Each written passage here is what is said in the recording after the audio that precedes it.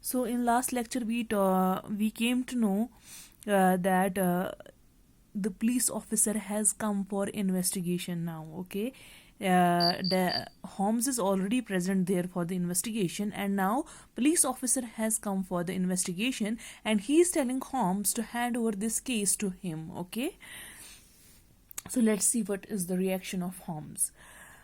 Holmes mockingly, brilliant. So Holmes is teasing home Lestrade and is telling him brilliant. Brilliant is a sign of hair expression. So he's expressing it's a this word brilliant here uh, is actually the mocking. It's used to mock Lestrade.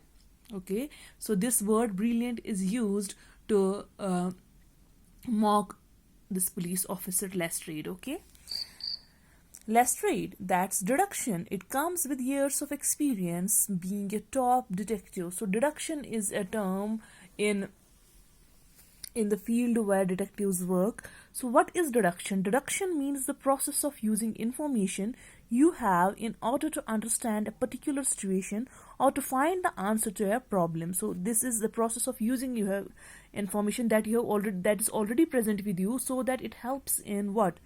Understanding the particular situation. Or maybe, and here it is that the missing of the boot, according to Lestrade, the missing of the boot may help in what?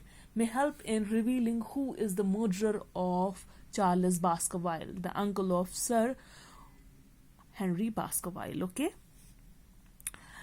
that's deduction. It comes with years of experience being a top detective. So having an experience of top detective, this deduction, this quality of deduction comes after that. Okay, when you have an experience. Okay, Holmes, now he's seriously, okay, he's now, first of all he was mocking, now he's serious. We will leave the case in your capable hands. Now Holmes is telling Lestrade that we will leave this case, we will hand over this case to you in your capable hands. Lestrade, Mr. Holmes, the best of Scotland Yard is on it, leaves with his head held high.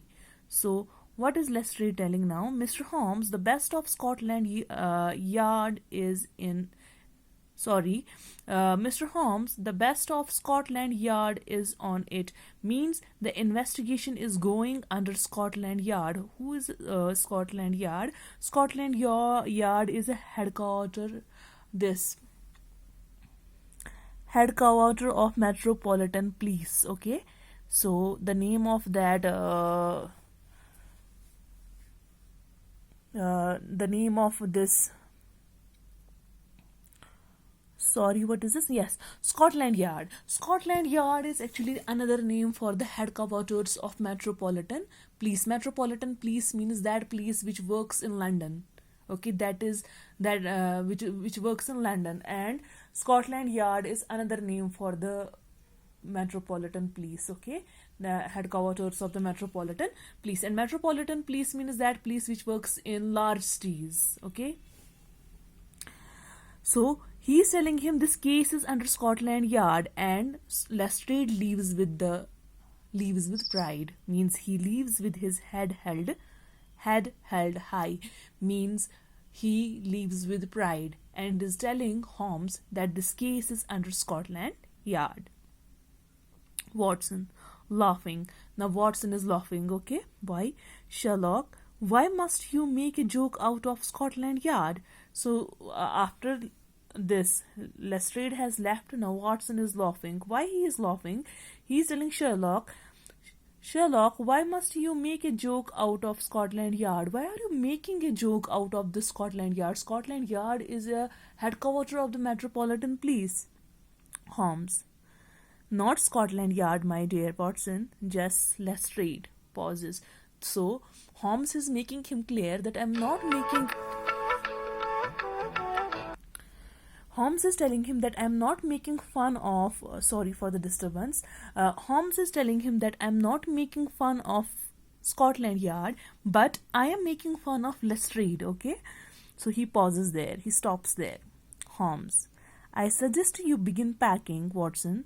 You will be on the morning train to Dartmoor. So Holmes is telling Watson that I think you should start packing because on the morning train you will be to Dartmoor. You have to be at Dartmoor from Dartmoor, and you have to leave early in the morning in train. Watson, me? Why me? So Watson is telling why I have to go there. Holmes, you are going with Mortimer and Sir Henry. You are going to be my eyes and ears. So Holmes is telling him that you have to go with Mortimer and Sir Henry, and you are going to be my eyes and ears. Eyes and ears means that you are going to you are going there so that you can bring each and every information to me. Means you are there, my eyes and ears, means you, whatever you will see, you will give me you will give information. Whatever you will hear, you will give information about that as well to me. I'll expect letters from you every day informing me of anything suspicious. So Holmes is telling Watson that I will expect and I am waiting for your letters every day, and you will inform me everything, whatever you will find suspicious. Whenever you suspect anything, you will immediately write a letter to me that this thing has happened or that thing has happened. Let me know if you notice anything strange. So if you notice anything strange, you should immediately inform me about that. Watson laughing. So Watson is laughing now. You sound serious. Are you scared of Sir Henry, or do you believe in the Baskerville prophecy? So Watson is laughing and is telling Holmes that I think you sound serious. You are seriously telling me to go to Dartmoor and bring each and every information So are you scared for Sir Henry, or do you believe in the Baskerville prophecy? So he's telling him, are you scared that there is a danger to Sir Henry's life, or do you believe in the Baskerville prophecy, or do you believe in that prophecy in which it was written that the male descendants of Baskerville Hall will be killed one by one? Holmes, he is serious now. Holmes is serious. I am not scared, Watson, because you are going to be there to prevent Henry Baskerville's death. Holmes is serious now, and he's telling him, I'm not scared, Watson, because you are going to be there to prevent Henry Baskerville's death. Why I am sending you to Dartmoor is that you have to prevent the death of what? Henry Baskerville, okay? Watson stops smiling and becomes serious. So Watson also stops smiling and he becomes serious. With this, we have finished the reading of this lesson. So let's jump over to this, learn interesting terms. It's the plot. The plot of a play or novel is the series of events that make up a story. It's how the story of the play develops and moves. Usually, a plot is divided into 5 parts. So what is a plot? A plot is actually a sequence order. A plot or a play is a series of events. It is a sequence of events. It is the order of the events that make up a story. Okay. What is a story? The king and the, for example, story is the king and the queen died. What is plot? The king and the queen died because of grief. Because of grief. This is plot. This is plot. Okay, series of events. Died, then grief. Okay, the king and the queen died. This is a story. Okay, the king and the queen died because of grief. This is plot. Means series of events. Died. Why? Because of grief. Okay, so this is the difference between a story and a plot. The plot of a novel, the plot of a play or novel is a series of events, is the sequence of events that make up a story. जो story बनाते हैं, ठीक है? It's how the story of the play develops and moves, and this is the sequence of events develops and makes up the story, and that makes up the plot. Usually a plot is divided into 5 parts. So usually plot is divided into 5 parts. An exposition, a rising action, climax, falling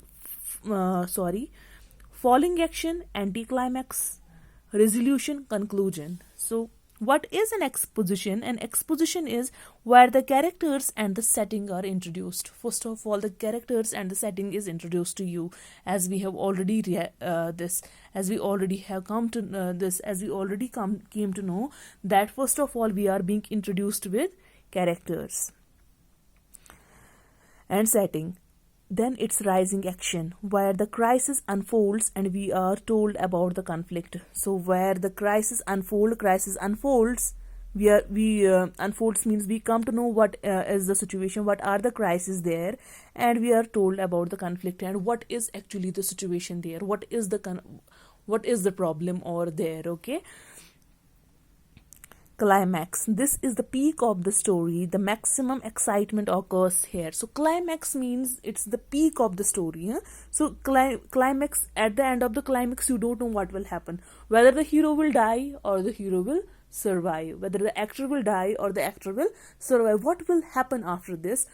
This is suspension, where you have a kind of suspense. This is the peak of the story. The maximum excitement occurs. So why does the maximum excitement occur here? The maximum excitement occurs here because you don't know what will happen after this. Okay, that's called climax. Falling action, anticlimax. All the loose ends are tied up here. So all the loose ends that has happened in the drama are ended up here. Means we come to know what was the problem. What was the problem actually? Okay. Resolution, conclusion. So falling action means we end up all the loose ends, we tie up all the loose ends, we come to know where is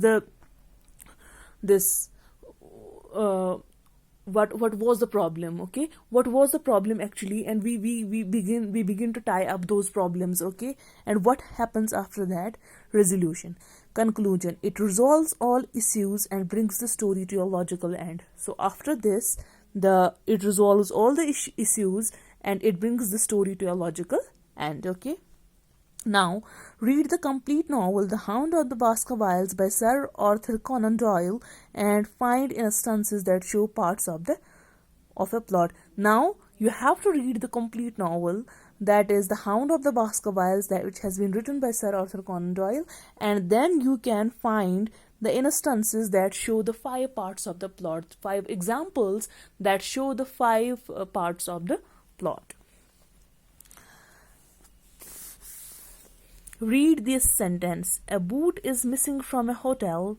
So what does that tell us? That a crime is afoot.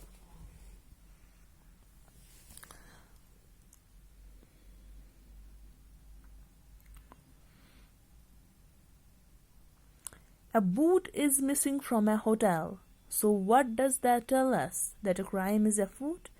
The sentence above is an example of a pun. What is a pun? Pun is actually a literary term. Okay, it's a literary term. A pun is a play on words in which words are used in a clever and amusing way, especially words with multiple meanings.